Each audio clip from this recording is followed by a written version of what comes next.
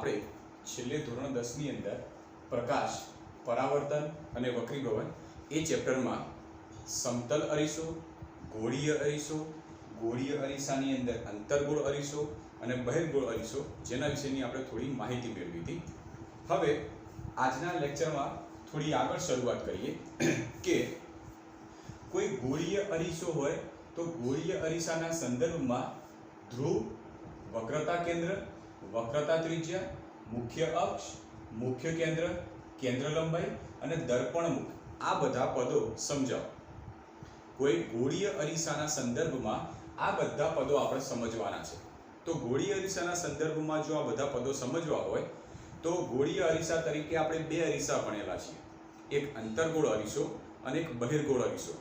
તો મિત્રો સૌથી પહેલા આ જે બધા પદો છે એ બધા પદો આપણે અંતર્ગોળ અરીસાને ધ્યાનમાં રાખીને સમજવાનો પ્રયત્ન કરીએ. જે પદ બહિર્ગોળ અરીસા માટે સાધારણ અલગ પડશે એને બહિર્ગોળ અરીસાની આકૃતિ દોરી અને સમજાઈ અને એના વિશેની પણ વ્યાખ્યા તમને સમજાવી દઈશ. બરાબર? તો સૌથી પહેલા બધા જ પદો અહીંયા મેં એક ગોળીય અરીસા તરીકે એક અંતર્ગોળ અરીસો દોર્યો છે. તો અંતર્ગોળ અરીસાના સંદર્ભમાં આ બધા પદો આપણે સમજવાનો પ્રયત્ન કરીએ. તો સૌથી પહેલા પહેલું પદ લઈએ આપણે. પહેલું પદ છે ધ્રુવ.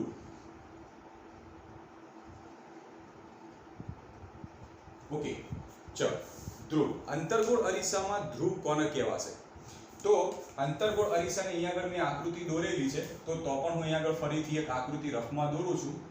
અંતર્ગોળ અરીસો આપણે કોને કહીશું કે જે અરીસાની અંદરની બાજુ અથવા તો જે ગોળીય અરીસાની અંદરની બાજુ પરાવર્તક સપાટી હોય તો તેવા અરીસાને આપણે અંતર્ગોળ અરીસો કહીએ. મતલબ અંદરનો ભાગ પરાવર્તક હોય તો બહારનો ભાગ આવો રફ કરેલો હોય છે.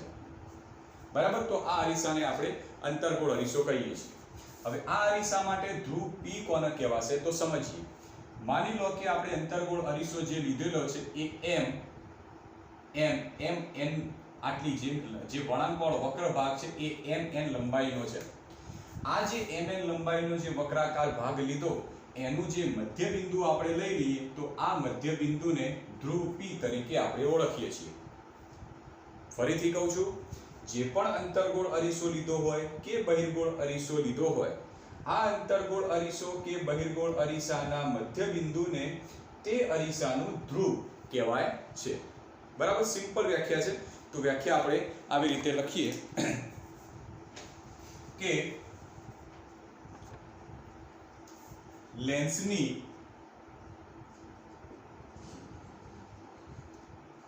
વક્રાકાર સપાટીના મધ્ય બિંદુને, અથવા તો તમે એમ લખી શકો કે લેન્સની વક્રાકાર પરાવર્તક સપાટીના, એમ પણ તમે લખી શકો કે લેન્સની વક્રાકાર પરાવર્તક સપાટીના મધ્ય બિંદુને તે લેન્સનું ધ્રુવ કહે છે. ફરીથી સમજીએ, લેન્સનું ધ્રુવ આપણે કોને કીધું હતું કે આ જે લેન્સ હતો આ લેન્સની પરાવર્તક સપાટી એ અંદરની સપાટી છે. તો લેન્સની પરાવર્તક સપાટીના મધ્ય બિંદુને લેન્સનું ધ્રુવ તરીકે ઓળખવામાં આવશે. બીજો પોઈન્ટ, હવે ધ્રુવને આપણે નોર્મલી P સંજ્ઞાથી દર્શાવીશું. જ્યારે આપણે આગળ થિયરીઓ ભણીશું ત્યારે જ્યારે ધ્રુવ શબ્દનો ઉપયોગ થશે ત્યારે આપણે એને P સંજ્ઞાથી દર્શાવીશું. તો ધ્રુવને P સંજ્ઞા વડે દર્શાવાય છે. બરાબર? તો જે ધ્રુવ છે એ ધ્રુવને આપણે P સંજ્ઞાથી દર્શાવીશું. ઓકે, ચલો હવે બીજું પદ છે વક્રતા કેન્દ્ર. વક્રતા કેન્દ્ર. ચલો વક્રતા કેન્દ્ર કોને કહીશું તો એ સમજવા માટે ફરીથી આપણે રફમાં એક અંતર્ગોળ અરીસો લઈ લઈએ. માની લો કે આપણે આવી રીતનો એક અંતર્ગોળ અરીસો લઈ લઈએ છીએ. હવે આ અંતર્ગોળ અરીસો વાસ્તવમાં તો એક પોલા ગોળામાંથી બનાવેલો હશે. તો આવી રીતનો કોઈ પોલો ગોળો હતો અને આવા પોલા ગોળામાંથી આપણે આવો અંતર્ગોળ અરીસો બનાવ્યો હતો. તો આ જે પોલા ગોળામાંથી આ અંતર્ગોળ અરીસો બનાવ્યો હતો, આ ગોળાનું જે કેન્દ્ર હોય એ કેન્દ્રને અંતર્ગોળ અરીસાનું ધ્રુવ તરીકે અંતર્ગોળ અરીસાનું મુખ્ય કેન્દ્ર તરીકે આપણે ઓળખીએ છીએ. ફરીથી કહું છું કે અંતર્ગોળ અરીસો જે પોલા ગોળામાંથી બનાવેલો હતો, આ ગોળાના કેન્દ્રને અરીસાનું વક્રતા કેન્દ્ર કહેવાય છે. હવે સચોટ રીતે વ્યાખ્યા આપણે આવી રીતે આપીએ કે અંતર્ગોળ કે બહિર્ગોળ બંને માટે આ વ્યાખ્યા બંને માટે લાગુ પડશે કે ગોળીય અરીસાની પરાવર્તક સપાટી, ગોળીય અરીસાની આ પરાવર્તક સપાટી જે પોલા ગોળાનો એક ભાગ છે, ગોળીય અરીસાની આ ગોળીય અરીસો એની પરાવર્તક સપાટી એટલે અંદરની સપાટી, ગોળીય અરીસાની આ પરાવર્તક સપાટી જે પોલા ગોળાનો એક ભાગ છે તેના કેન્દ્રને તે ગોળાનું વક્રતા કેન્દ્ર અથવા તો તે ગોળીય અરીસાનું વક્રતા કેન્દ્ર કહેવાશે. તો વ્યાખ્યા આપણે આ રીતે લખીએ કે ગોળીય અરીસાની પરાવર્તક સપાટી જે પોલા ગોળાનો એક ભાગ છે તેના કેન્દ્રને તે અરીસાનું વક્રતા કેન્દ્ર કહે છે. ખ્યાલ આવી ગયો? વક્રતા કેન્દ્ર વાસ્તવમાં શું છે કે આ જે અંતર્ગોળ અરીસો હતો અથવા તો બહિર્ગોળ અરીસો, તો જે આ અરીસો હતો જેને આપણે ગોળીય અરીસો કહીએ, તો આ ગોળીય અરીસો વાસ્તવમાં એક પોલા ગોળાનો એક ભાગ છે. આ જે ગોળાનો ભાગ હોય તો આ ગોળાનું જે કેન્દ્ર હશે એ કેન્દ્રને આ અરીસાનું વક્રતા કેન્દ્ર કહેવાય છે. તો વક્રતા કેન્દ્ર, વક્ર એટલે અરીસાનો વક્ર ભાગ, આ વક્ર ભાગ જે ગોળામાંથી બનેલો હતો એ ગોળાનું જે કેન્દ્ર કહેવાશે એ કેન્દ્રને આપણે વક્રતા કેન્દ્ર કહીએ છીએ. અને વક્રતા કેન્દ્રને સી, કેપિટલ સી સંજ્ઞાથી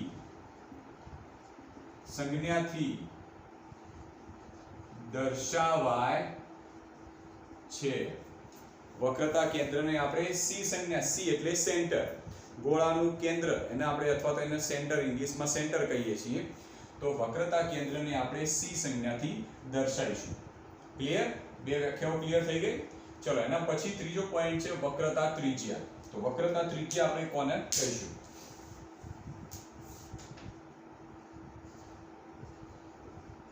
વક્રતા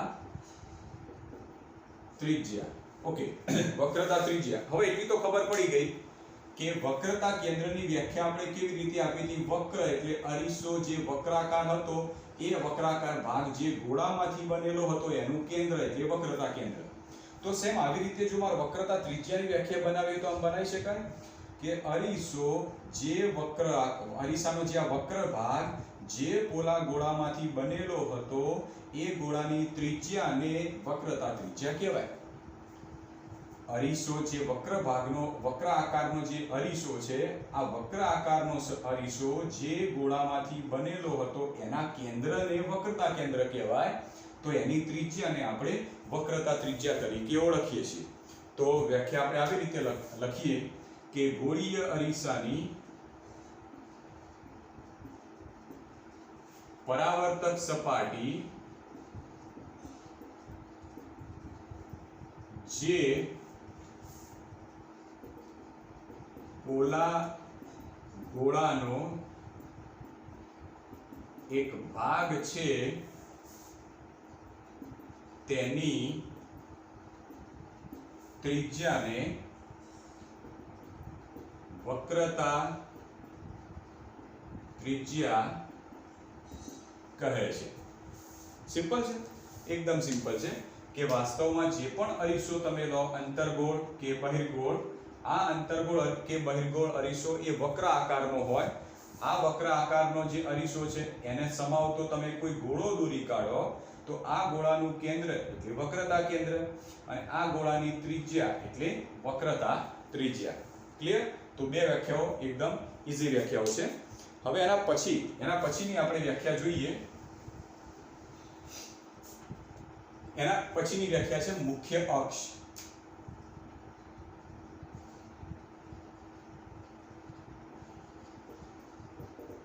ઓકે, મુખ્ય અક્ષ કોને કહીશું? મુખ્ય મેઇન અક્ષ અહીં કોને કહીશું? તો એ સમજવા માટે આપણે આ આકૃતિ જોઈએ. તો આ આકૃતિમાં આપણે શું શું ડિફાઇન કર્યું? તો આ આકૃતિમાં અંતર્ગોળ અરીસાનું ધ્રુવ P ડિફાઇન કરી કાઢ્યું.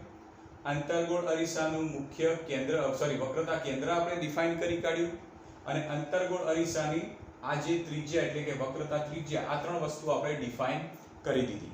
હવે મારે શોધવું છે કે મુખ્ય અક્ષ આપણે કોને કહીશું? તો ધ્યાનથી અહીંયા જુઓ કે અંતર્ગોળ અરીસા અથવા તો બહિર્ગોળ અરીસા માટે મુખ્ય અક્ષ કોને કહેવાશે? કે જે અક્ષ ધ્રુવ P અને વક્રતા કેન્દ્ર C માંથી પસાર થતી હોય એ અક્ષને આપણે મુખ્ય અક્ષ તરીકે ઓળખીએ છીએ. તો વ્યાખ્યા આપણે સચોટ રીતે આવી રીતે આપી શકીએ કે ગોળીય અરીસાના ધ્રુવ P અને વક્રતા કેન્દ્ર C માંથી પસાર થતી કાલ્પનિક રેખાને આપણે કલ્પના કરવાની છે કે આના અંદરથી પસાર થતી રેખા એ આ પ્રમાણેની હશે. તો ફરીથી કહું છું કે ગોળીય અરીસાના ધ્રુવ P અને વક્રતા કેન્દ્ર C માંથી પસાર થતી કાલ્પનિક રેખાને મુખ્ય અક્ષ કહેવાશે. તો વ્યાખ્યા આપણે લખીએ. ગોળીય અરીસાના ધ્રુવ P અને વક્રતા કેન્દ્ર C માંથી પસાર થતી કાલ્પનિક રેખાને અરીસાની મુખ્ય અક્ષ કહે છે. ક્લિયર? ખ્યાલ આવી ગયો? મુખ્ય અક્ષ એ વાસ્તવમાં અરીસાના કેન્દ્ર, આ જે અરીસો હોય એ અરીસાના ધ્રુવ અને અરીસાના મુખ્ય વક્રતા કેન્દ્ર આ બંનેમાંથી પસાર થતી હોય. ફરીથી, મુખ્ય અક્ષ એ અરીસાના ધ્રુવ અને અરીસાના વક્રતા કેન્દ્રમાંથી પસાર થતી જે રેખા હોય એને આપણે મુખ્ય અક્ષ તરીકે ઓળખીએ છીએ. ક્લિયર? આ ચાર વ્યાખ્યાઓ એકદમ ક્લિયર થઈ ગઈ એના પદ વિશે. હવે આપણે નવો પોઈન્ટ આગળ લઈએ. પછી છે મુખ્ય કેન્દ્ર કોને કહીશું? તો નવું પદ છે મુખ્ય કેન્દ્ર.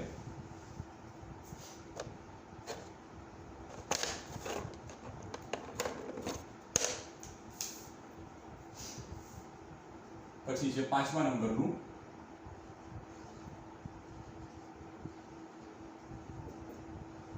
મુખ્ય કેન્દ્ર. સૌથી મહત્વની વ્યાખ્યા છે, સૌથી મહત્વનો પોઈન્ટ છે મુખ્ય કેન્દ્ર. આપણે કેવી રીતે ડિફાઇન કરીશું અને મુખ્ય કેન્દ્ર કોને કહીશું? તો ધ્યાન રાખો. માની લો કે આ જે અંતર્ગોળ અરીસો છે, અત્યારે અંતર્ગોળ અરીસાને ધ્યાનમાં રાખીને મુખ્ય કેન્દ્રની આપણે વ્યાખ્યા જોઈએ. માની લો કે આ જે અંતર્ગોળ અરીસો છે એની સામે વસ્તુને બહુ જ દૂરના અંતરે રાખો. બહુ જ દૂરના અંતરે એટલે કે અનંત અંતરે રાખો. જ્યારે અનંત અંતરે કોઈ વસ્તુને રાખીએ છીએ તો એમાંથી આવતા જે પણ પ્રકાશના કિરણો હોય એ હંમેશા મુખ્ય અક્ષને સમાંતર આવતા હોય. ફરીથી કહું છું કે આ જે અંતર્ગોળ અરીસો છે એ અરીસાની સામેના ભાગમાં કોઈ વસ્તુને અનંત અંતરે મૂકી દો. અનંત અંતરે જ્યારે વસ્તુને મૂકીએ છીએ તો એમાંથી આવતા જે પ્રકાશના કિરણો એ અરીસાની નજીક મુખ્ય અક્ષને સમાંતર હોય છે. આવા કિરણો અરીસા ઉપર અથડાઈ અને જ્યારે પરાવર્તન પામતા હોય છે તો પરાવર્તન પામી અને કોઈ એક બિંદુમાં ભેગા થતા હોય છે. તો જે બિંદુમાં આ પ્રકાશના કિરણો ભેગા થાય તો તે બિંદુને અંતર્ગોળ અરીસાનું મુખ્ય કેન્દ્ર કહેવાશે. બરાબર? ખ્યાલ આવી ગયો? મુખ્ય કેન્દ્રની સચોટ વ્યાખ્યા આવી રીતે થશે કે મુખ્ય અક્ષને સમાંતર આવતા પ્રકાશના કિરણો પરાવર્તન પામી અથવા તો અંતર્ગોળ અરીસા પરથી પરાવર્તન પામી મુખ્ય અક્ષ પરના જે બિંદુએ કેન્દ્રિત થતા હોય તે બિંદુને અંતર્ગોળ અરીસાનું મુખ્ય કેન્દ્ર કહેવાશે. ફરીથી જુઓ કે અંતર્ગોળ અરીસા માટે મુખ્ય કેન્દ્ર કોને કહીશું? તો મુખ્ય અક્ષને સમાંતર આપાત થતા પ્રકાશના કિરણો અંતર્ગોળ અરીસા પરથી પરાવર્તન પામી મુખ્ય અક્ષ પરના જે બિંદુએ કેન્દ્રિત થતા હોય તે બિંદુને અંતર્ગોળ અરીસાનું મુખ્ય કેન્દ્ર કહેવાશે. તો આ વ્યાખ્યા અંતર્ગોળ અરીસાને ધ્યાનમાં રાખી અને બનાવી છે. તો પહેલા આપણે વ્યાખ્યા લખી કાઢીએ, પછી બહિર્ગોળ અરીસાને ધ્યાનમાં રાખીને વ્યાખ્યા આપણે બનાવીએ. તો આવી રીતે થશે કે મુખ્ય અક્ષને સમાંતર આપાત થતા પ્રકાશના કિરણો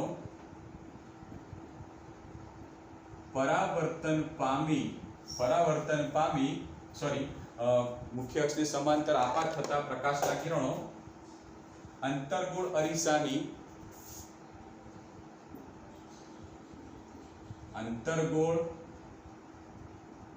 અરીસાની પરાવર્તક સપાટી પરથી પરાવર્તન પામી મુખ્ય અક્ષ પરના જે બિંદુએ કેન્દ્રિત થતા હોય તે બિંદુને અંતર્ગોળ અરીસાનું મુખ્ય કેન્દ્ર કહે છે. ખ્યાલ આવી ગયો? તો મુખ્ય કેન્દ્ર એ અંતર્ગોળ અરીસા માટે કોને કહીશું? તો મુખ્ય અક્ષને સમાંતર આપાત થતા પ્રકાશના કિરણો અંતર્ગોળ અરીસાની પરાવર્તક સપાટી ઉપરથી પરાવર્તન પામી મુખ્ય અક્ષ ઉપરના જે બિંદુએ કેન્દ્રિત થતા હોય તે બિંદુને તે અંતર્ગોળ અરીસાનું મુખ્ય કેન્દ્ર કહેવાશે. બરાબર? હવે આ જ વ્યાખ્યા આપણે બહિર્ગોળ અરીસાને ધ્યાનમાં રાખી અને બનાવવાનો પ્રયત્ન કરીએ. તો શું બહિર્ગોળ અરીસાની અંદર આ વ્યાખ્યામાં ફરક પડશે? તો એ સમજવા માટે આપણે એક આકૃતિ દોરીએ. ધારો કે અહીંયા આગળ આપણે એક બહિર્ગોળ અરીસો દોરીએ. તો બહિર્ગોળ અરીસો દોરશો તો એની અંદરની આ જે સપાટી છે એ કેવી થશે? રફ સપાટી થઈ જશે. માની લો કે આ બાજુથી પ્રકાશના કિરણો આપાત થાય છે અથવા તો આ બાજુથી જો તમે બહિર્ગોળ અરીસો આવી રીતે દોર્યો હોય તો આ બાજુથી અને પરાવર્તક સપાટી આ બાજુ રાખી હોય તો તમે આ બાજુથી પ્રકાશના કિરણોને આપાત કરી શકો. તો આવી રીતે આપણે પ્રકાશના કિરણો આપાત કરીએ છીએ જે મુખ્ય અક્ષને સમાંતર છે. ઓકે, માની લો કે આ મુખ્ય અક્ષ છે. તો અહીંયા આગળ પ્રકાશના કિરણો આપણે આપાત કરીએ તો શું થશે? પ્રકાશના કિરણો તમે જેવા આપાત કરશો તો આ સપાટી ઉપર પ્રકાશના કિરણો અથડાશે. તો અથડાયા પછી એ પરાવર્તિત થશે. તો પરાવર્તિત આવી રીતે થશે. એ પરાવર્તિત છે એ આવી રીતે થવાના છે. બરાબર? એટલે તમને દેખાય છે કે આ પ્રકાશના કિરણો પરાવર્તન પામી અને અલગ અલગ દિશાઓની અંદર અલગ અલગ દિશાઓમાં ફંટાય છે, પણ આની જેમ પરાવર્તન પામી એક જગ્યાએ ભેગા નહીં થતા. તો બહિર્ગોળ અરીસા માટે મુખ્ય કેન્દ્ર કેવી રીતે વ્યાખ્યાયિત કરીએ? તો આ જે મુખ્ય અક્ષ હતી એના આપણે થોડું આ સાઈડમાં આગળ લંબાઈએ. હવે આ જે પરાવર્તિત કિરણો હતા એ પરાવર્તિત કિરણોના અરીસાના રફવાળા ભાગમાં થોડા આગળ તરફ લંબાઈએ. આવી રીતે આગળ તરફ લંબાઈએ.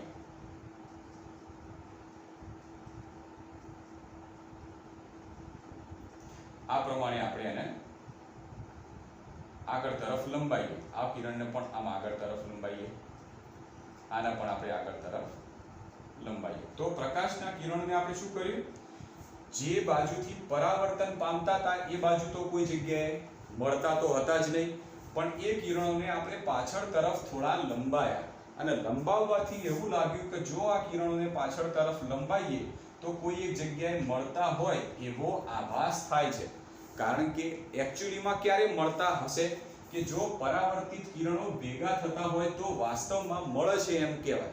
પણ જો પરાવર્તિત કિરણો બધી બાજુ ફંટાઈ જતા હોય પણ એના પાછળના ભાગને આપણે લંબાઈએ અને કોઈ જગ્યાએ મળતા હોય એવો આભાસ થતો હોય તો આ આભાસી રીતે મળતા હોય એવું કહી શકાય. તો બહિર્ગોળ અરીસા માટે આપણે મુખ્ય કેન્દ્રની વ્યાખ્યા આપવી હોય તો કેવી રીતે આપી શકાય? તો સેમ રીતે આવી રીતે કે મુખ્ય અક્ષને સમાંતર આપાત થતા પ્રકાશના કિરણો બહિર્ગોળ અરીસાની પરાવર્તક સપાટી ઉપરથી પરાવર્તન પામી અને મુખ્ય અક્ષ પરના કોઈ બિંદુએ ભેગા થતા હોય એવો ભાસ થતો હોય. બહિર્ગોળ અરીસામાં ભેગા નહીં થતા, બહિર્ગોળ અરીસામાં ભેગા થતા હોય એવો ભાસ થાય છે. તો જે બિંદુએ ભેગા થતા હોય એવો ભાસ થાય તો તે બિંદુને બહિર્ગોળ અરીસા માટેનું મુખ્ય કેન્દ્ર કહેવાશે. બરાબર? તો બહિર્ગોળ અરીસાની અંદર પ્રકાશના પરાવર્તિત કિરણો ભેગા થતા હોય એવો આભાસ થાય છે, જ્યારે અંતર્ગોળ અરીસામાં પ્રકાશના કિરણો વાસ્તવમાં ભેગા થતા હોય છે. માટે એની વ્યાખ્યામાં એવું લખ્યું છે કે અરીસાની પરાવર્તક સપાટી પરથી પરાવર્તન પામી મુખ્ય અક્ષ પરના જે બિંદુએ કેન્દ્રિત થતા હોય, અંતર્ગોળ અરીસામાં કેન્દ્રિત થાય છે, જ્યારે બહિર્ગોળ અરીસામાં કેન્દ્રિત થતા નથી પણ કેન્દ્રિત થતા હોય એવો આભાસ થાય છે કે જો પાછળ તરફ લંબાઈએ તો આ જગ્યાએ ભેગા થતા હશે એવો આભાસ થાય છે. તો આ આભાસી બિંદુને આપણે મુખ્ય કેન્દ્ર તરીકે ઓળખીએ છીએ. તો બહિર્ગોળ અરીસા માટે આપણે વ્યાખ્યા લખીએ તો બહિર્ગોળ અરીસા માટે મુખ્ય કેન્દ્રની વ્યાખ્યા આ પ્રમાણે થશે કે મુખ્ય અક્ષને સમાંતર આપાત થતા પ્રકાશના કિરણો બહિર્ગોળ અરીસાની પરાવર્તક સપાટી પરથી પરાવર્તન પામી મુખ્ય અક્ષના જે બિંદુએ કેન્દ્રિત થતા હોય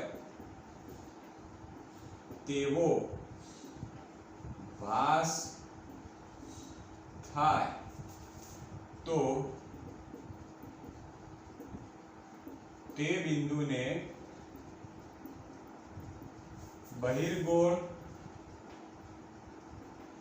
અરીસાનું મુખ્ય કેન્દ્ર કહે છે. બરાબર? તો તમને અહીં આગળ અંતર્ગોળ અરીસા અને બહિર્ગોળ અરીસામાં મુખ્ય કેન્દ્રની બે વ્યાખ્યાઓ આપી છે. આ બંનેની કમ્બાઈન એક વ્યાખ્યા લખવી હોય તો પણ લખી શકાય. એ આ પ્રમાણે છે કે મુખ્ય અક્ષને સમાંતર આપાત થતા પ્રકાશના કિરણો ગોળીય અરીસાની પરાવર્તક સપાટી પરથી પરાવર્તન પામી મુખ્ય અક્ષ પરના જે બિંદુએ કેન્દ્રિત થતા હોય કે કેન્દ્રિત થતા હોય તેવો ભાસ થતો હોય તો તે બિંદુને અરીસાનું અથવા તો ગોળીય અરીસાનું મુખ્ય કેન્દ્ર કહે છે.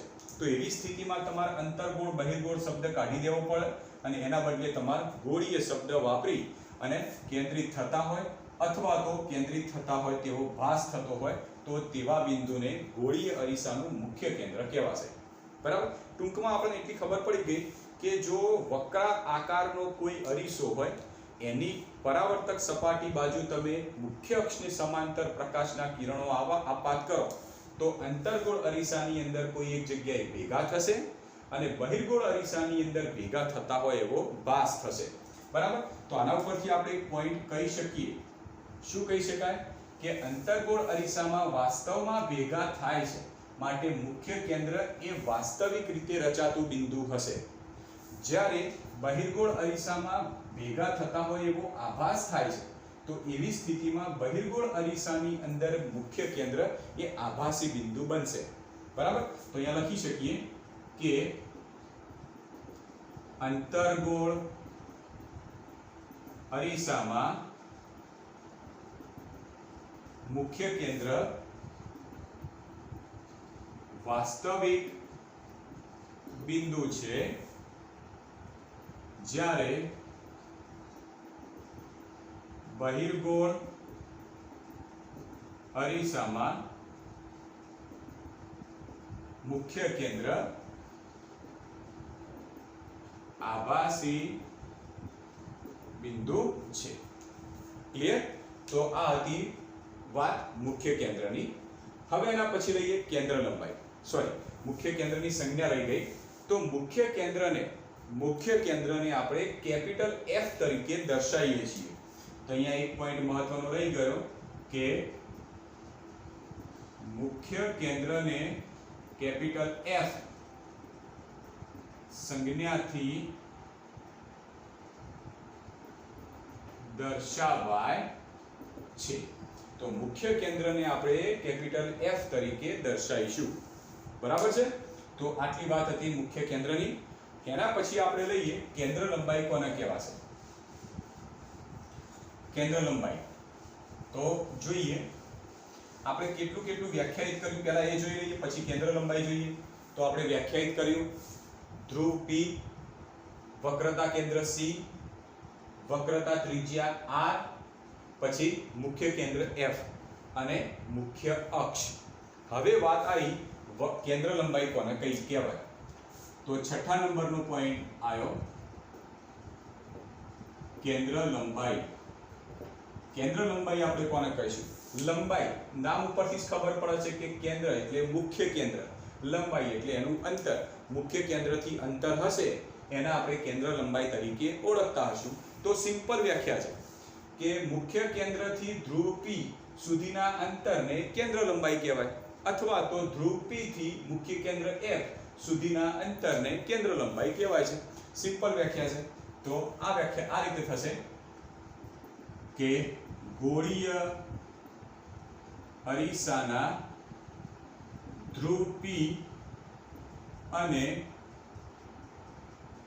મુખ્ય કેન્દ્ર F વચ્ચેના અંતરને અરીસાની કેન્દ્ર લંબાઈ કહે છે. ક્લિયર? ઓકે.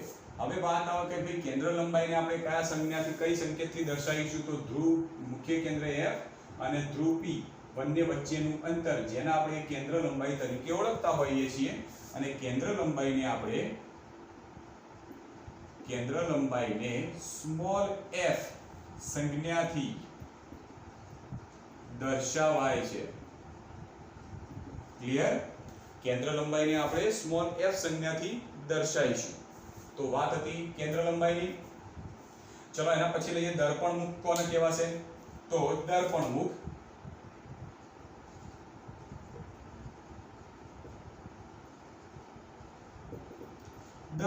એટલે સિમ્પલ છે કે દર્પણનું મુખ. તો દર્પણનું મુખ ક્યાં સુધી આવશે?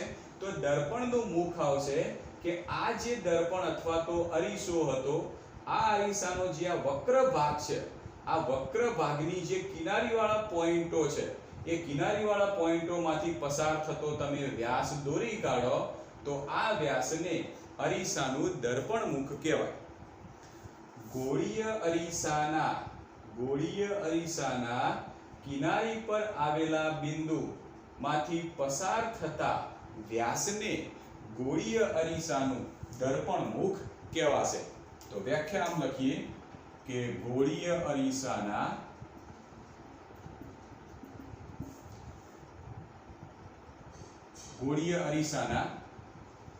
વક્ર સપાટીના કિનારી પર આવેલા અથવા તો કિનારીમાંથી પસાર થતા, કિનારી પર આવેલા બિંદુ માંથી પસાર થતા વ્યાસને દર્પણ મુખ કહે છે. બરાબર? તો દર્પણ મુખ કોને કહીશું? તો ગોળીય અરીસાનો આ વક્ર સપાટી વાળો ભાગ રહ્યો એના કિનારી પર રહેલા બિંદુમાંથી પસાર થતા વ્યાસને આપણે દર્પણ મુખ તરીકે ઓળખીએ છીએ. ક્લિયર? તો આટલા જે પદો છે એ સૌથી મહત્વના છે. જો આ પદમાં નહીં ખબર પડી તો આગળની એક પણ થિયરીમાં સમજણ નહીં પડે. તો કયા કયા પદ આપણે જોયા? તો ધ્રુવ P, પછી વક્રતા કેન્દ્ર C, પછી આટલા સુધીનું અંતર એટલે વક્રતા ત્રિજ્યા R, મુખ્ય અક્ષ, મુખ્ય કેન્દ્રથી P સુધીનું અંતર એટલે કેન્દ્ર લંબાઈ અને દર્પણ મુખ. બરાબર? તો આટલા જે પદો રહ્યા એ બરાબર સ્ટડી કરો. સ્ટડી કર્યા પછી જો આ પદ તમને ખબર પડી ગઈ તો જ પાછળની થિયરીઓમાં સમજણ પડશે. બરાબર છે? ઓકે.